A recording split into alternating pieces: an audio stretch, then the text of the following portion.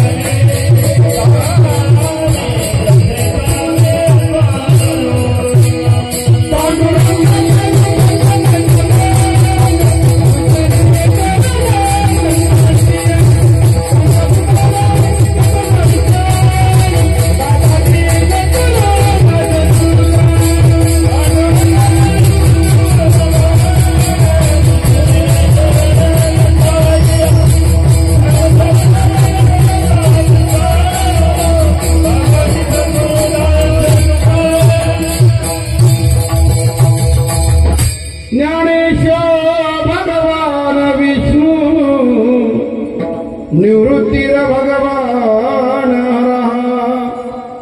सोपानो भगवान ब्रह्म मुक्ताख्या ब्रह्मचित्तला जयांचे किरिया स्मरण होय सकळ विद्यांचे अधिकरण तेची वंदू श्री चरण श्री गुरूंचे ते नमस्कारो नियता ओम नमो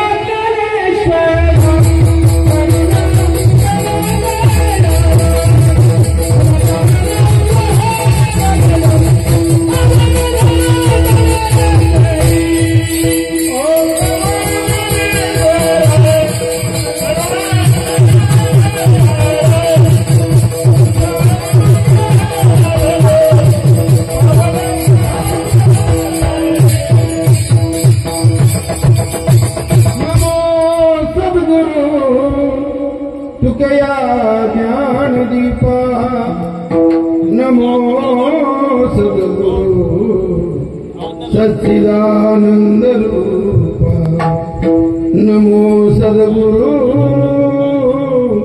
भक्त कल्याण मूर्ती नमो सद्गुरु भास्करा पूर्ण कीर्ती मनोजव मारुत तुल्य वेगं जितेन्द्रियं बुद्धिमतां वरिष्ठं वातात्मजं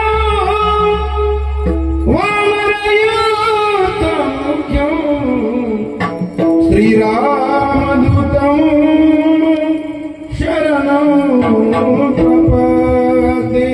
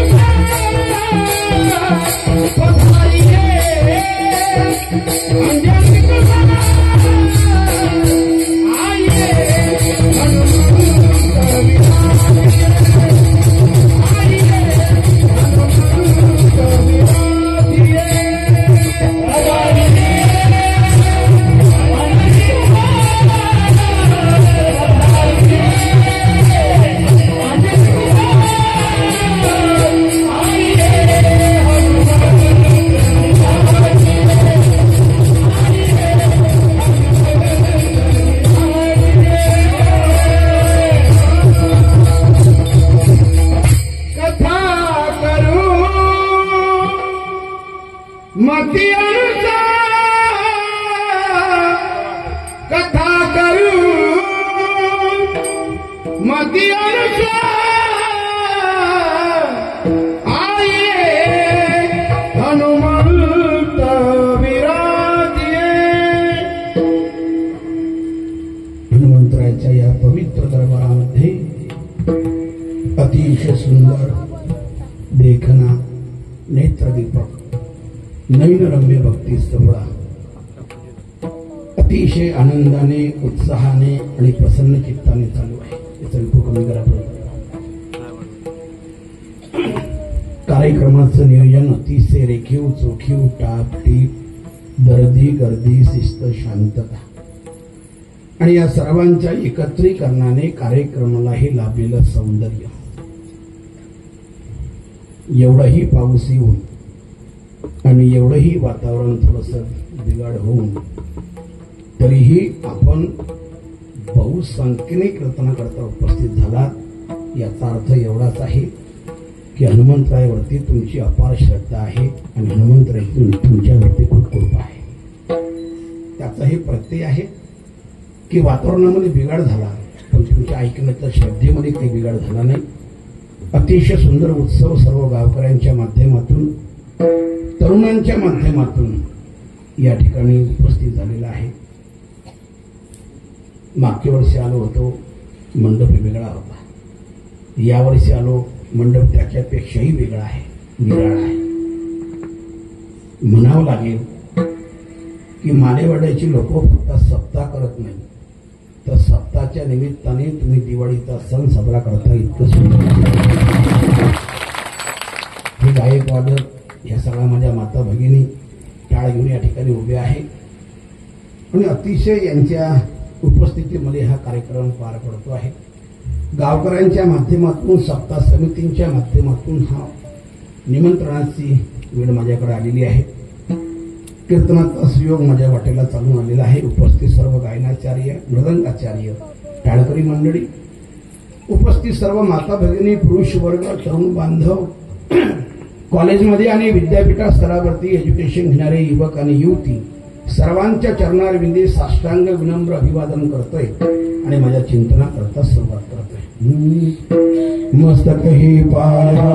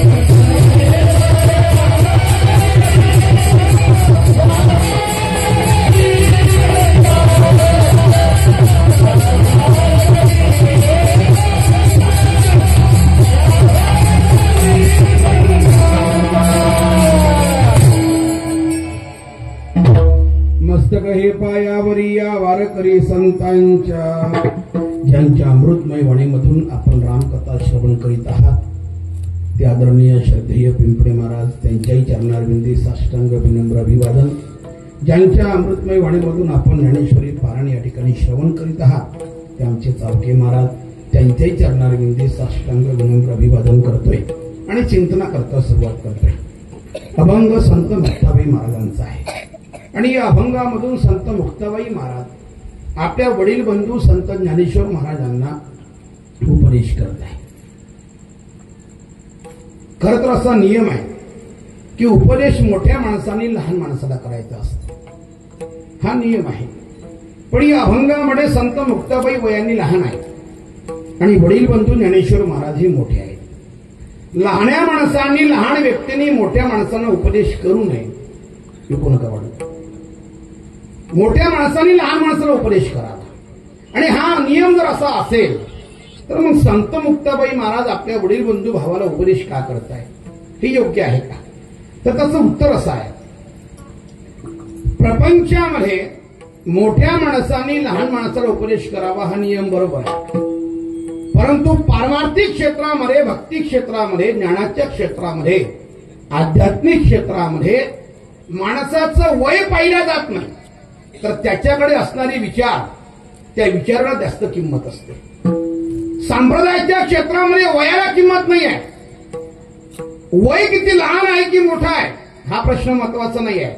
तर सांप्रदायिक क्षेत्रामध्ये, आध्यात्मिक क्षेत्रामध्ये त्याच्याजवळ असलेल्या ज्ञानाला किंमत आहे. वयाच्या 16 वर्षी ज्ञानोबा आहे, संपूर्ण विश्वाला उपदेश करताय आणि संपूर्ण विश्वाने त्यांना माऊली म्हणून संबोधलं. हे ज्ञानोबा वयाने मोठे आहे का लहान आहे म्हणून नाही, तर ज्ञानोबांचं ज्ञान हे विचारात त्याचे महत्वाचे आहे. त्यांच्याकडे असलेली प्रगल्भता, त्यांच्याकडे असलेलं ज्ञान हे जगाच्या उपयोगाचं आहे. जगाचं कल्याण, जगाचं हित त्या ज्ञानामध्ये आहे. म्हणून संपूर्ण विश्वाने ज्ञानोबांचं ज्ञान ऍक्सेप्ट केलं, त्याला स्वीकारलं आणि ज्ञानाला स्वीकारून त्या व्यक्तीलाही स्वीकारलं. ज्ञानोबांच्या समकालीन असणारे संत ज्ञानोबांना आई म्हणतात, यात नवल नाही आहे की ज्ञानोबांच्या नंतर जन्माला आलेले जे संत आहेत त्या सर्व संतांनी एकमुखाने ज्ञानोबांना आई म्हटलेलं आहे. की ज्ञानाबाई माझी अनाथाची माया, ज्ञानाबाई माझी अनाथाची माया,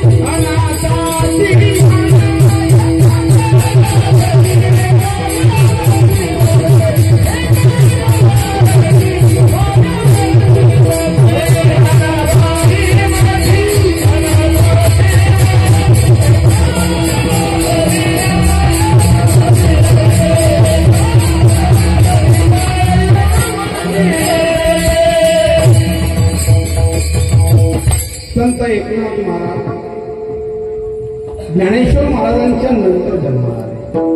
कमी बोलताना कमी आणि सर्वांनी एकमुखाने ज्ञानोबांना आई म्हटलेलं आहे. एखाद्या माणसाचं वय फार मोठं असेल पण त्याच्या विचाराची पातळी जर नीच स्तराची असेल ना तर तुकोबराय बोलताय की वयाच्या प्रभते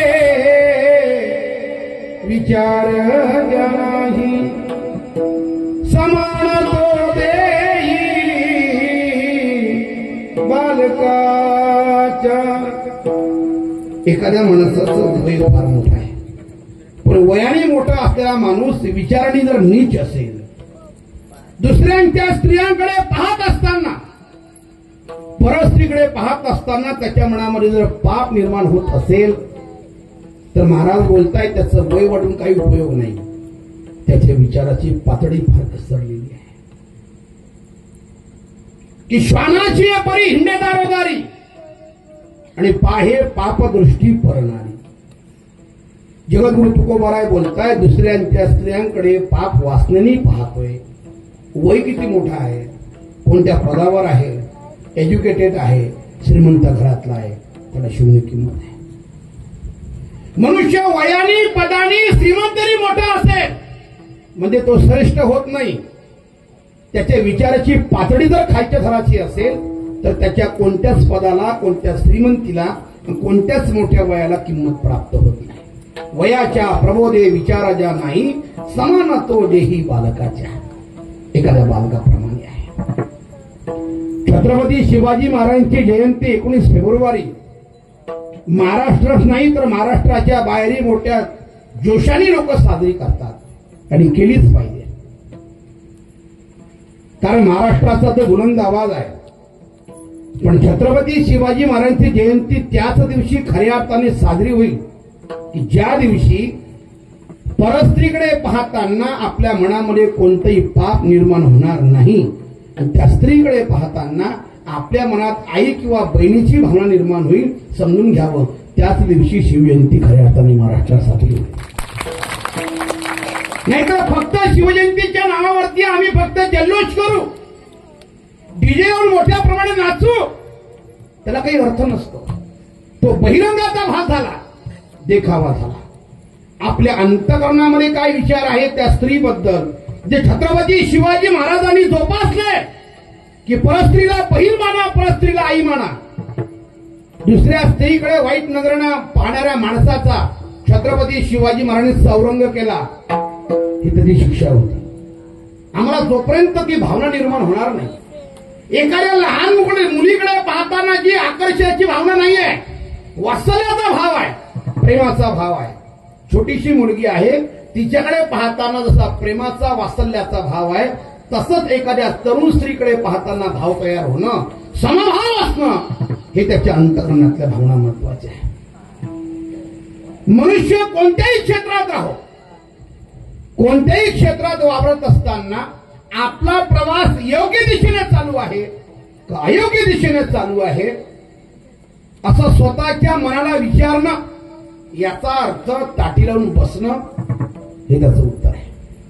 मनुष्याने प्रत्येक क्षेत्रामध्ये वावरताना, ते क्षेत्र शैक्षणिक असो, ते क्षेत्र सामाजिक असो, ते क्षेत्र राजकीय असो अथवा ते क्षेत्र आध्यात्मिक असो, कोणत्याही क्षेत्रामध्ये वावरत असताना मनुष्याने केव्हा तरी एकांतात बसत जावं आणि स्वतःच्या मनाला प्रश्न विचारावा की माझ्या जीवनाचा प्रवास योग्य दिशेने चालू आहे का अयोग्य दिशेने चालू आहे.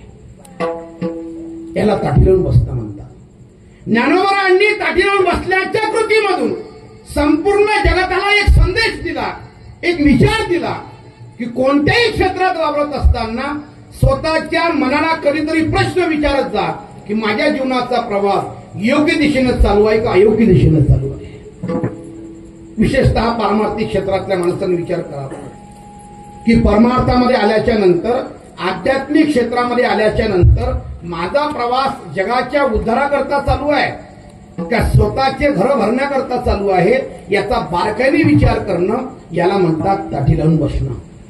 त्याने प्रत्येकाने विचार करा. भगवंताच्या नावाचा आधार घेऊन जर आपण लोकांचे शोषण करत असू, तर आमचा प्रवास योग्य नाहीये. आम्ही फक्त भगवंताच्या नावाचा आश्रय घेतला, ज्ञानोबा तुकोबारांच्या नावाचा आश्रय घेतला, पण आमचा उद्देश जगताचं कल्याण नाही आहे. आमचा उद्देश आमच्या स्वतःचं भलं करण्याचा आहे. भगवंताच्या नावाचा आधार घेऊन जी माणसं समाजाचं शोषण करतात ती माणसं सामान्य असतात आणि भगवंताच्या नावाचा आधार घेऊन जी जगाचं कल्याण करतात ते संत असतात. आणि संत महात्म्याने फक्त भगवंताच्या नावाचा आधार घेतला नाही तर ते जगाचं कल्याण करण्याकरता त्यांनी संप्रदाय स्वीकारला आणि आध्यात्मिक ज्ञानोबा तुकोबारांचा त्यांनी आश्रय घेतला या गोष्टी करता.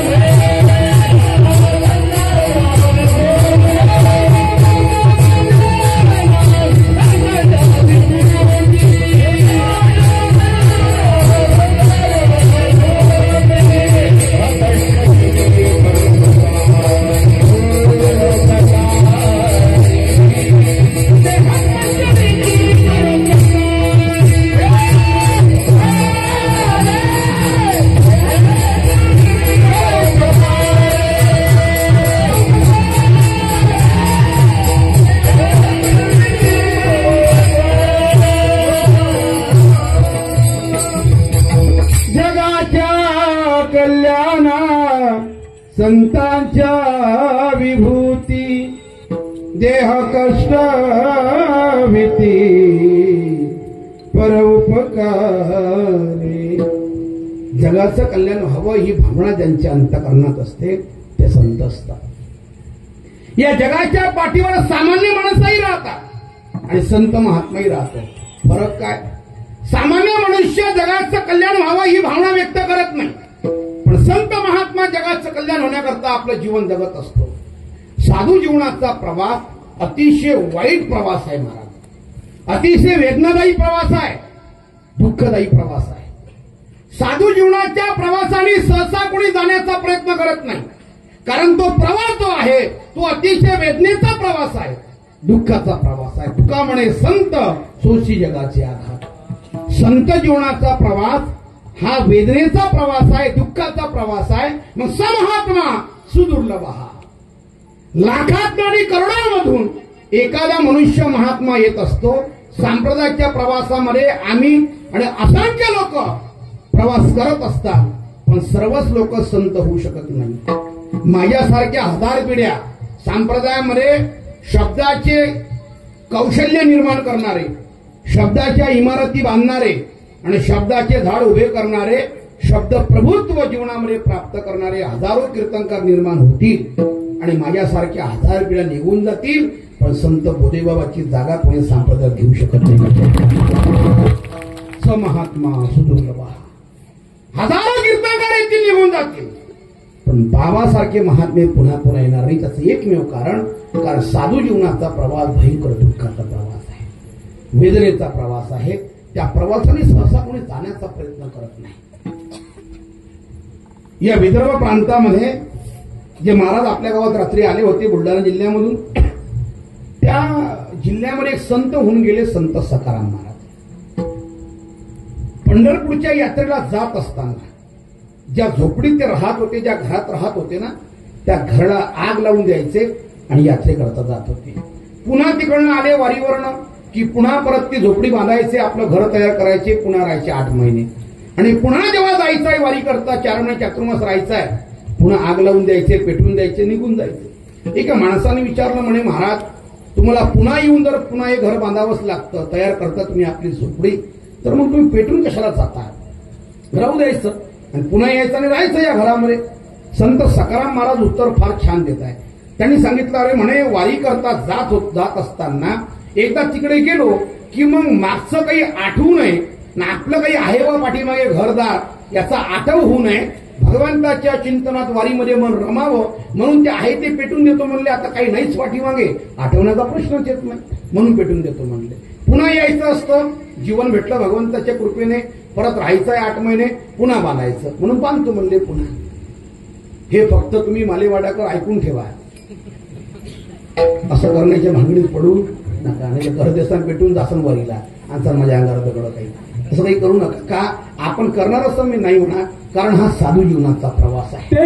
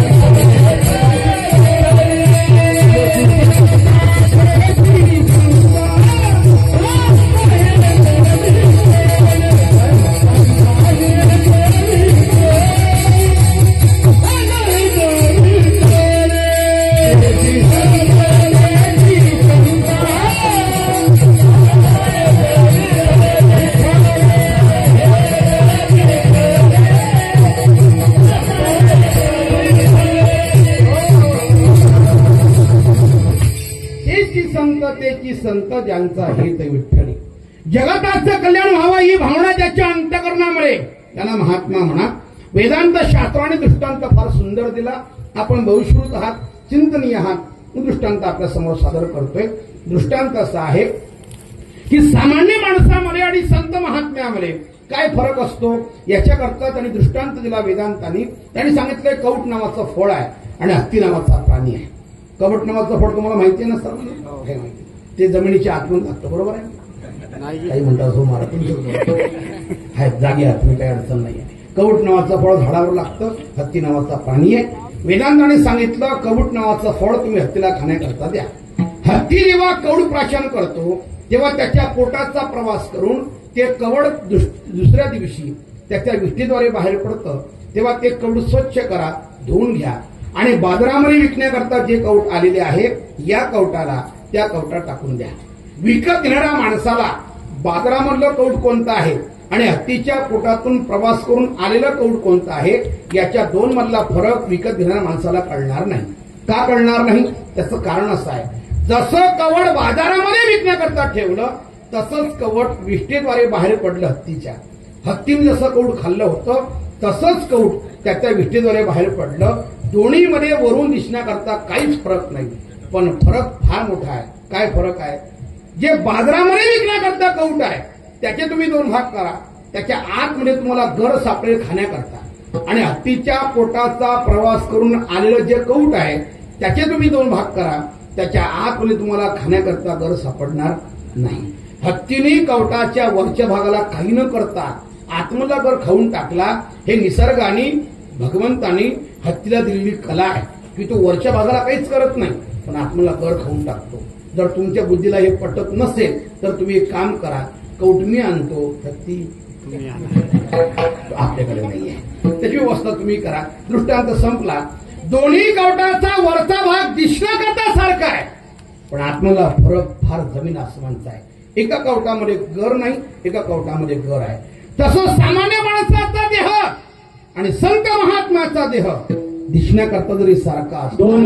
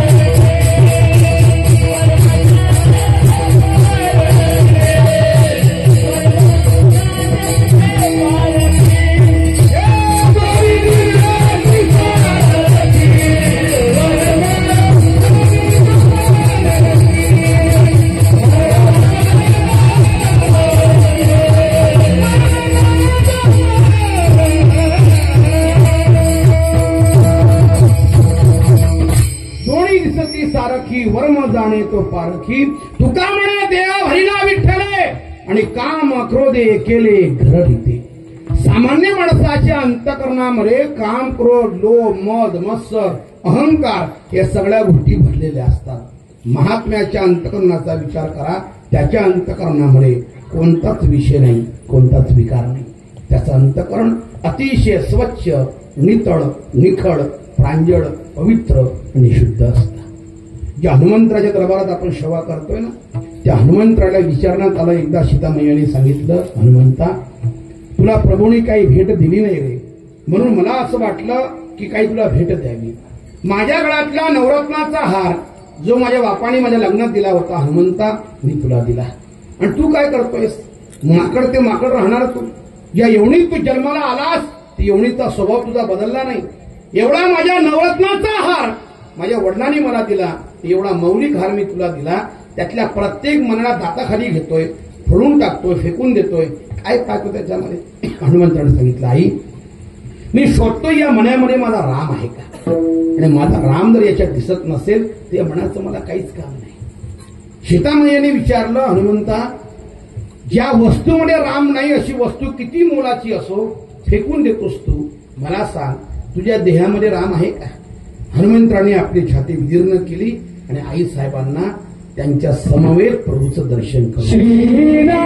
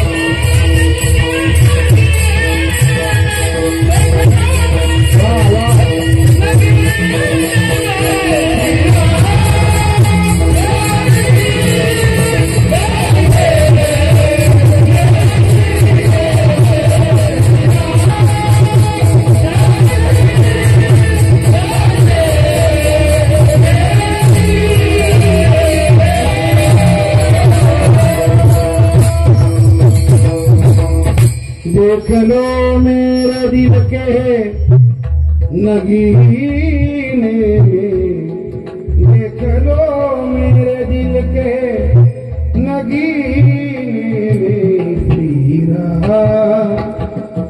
जानकी बैठे मेरे